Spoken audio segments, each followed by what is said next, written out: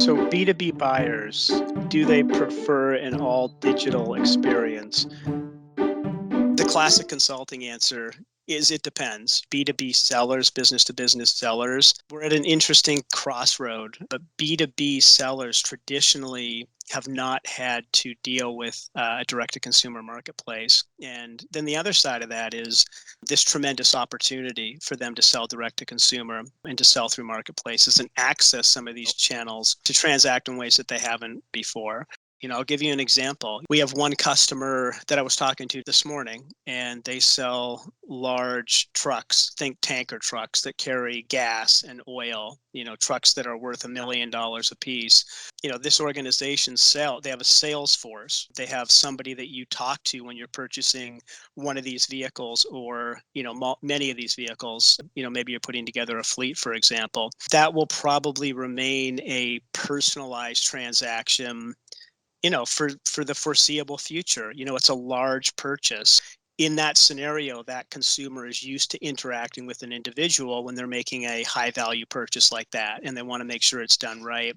And that makes sense, right? Do we want to just digitize that? Probably not, because the customer is going to be confused and they're going to go somewhere else for the purchase. Same organization also sells parts for those trucks. Prior to them coming to us, the same salesperson who's selling these very high value items is also responsible for selling these very low margin items. Think spare parts for a vehicle. So what made sense in that particular scenario is to digitize the spare parts transaction so they didn't take the time of the salesperson to transact. And it was also an expectation customers had as well.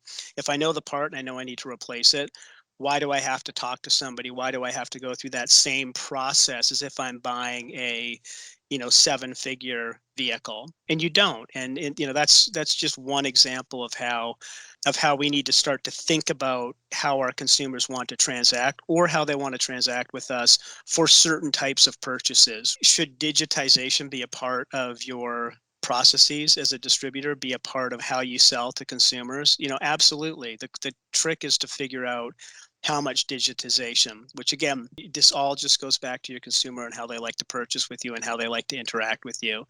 I guarantee you there's some expectation on the digital front. And the trick is to figure out what amount of is appropriate for the products you sell and the consumers who you sell to.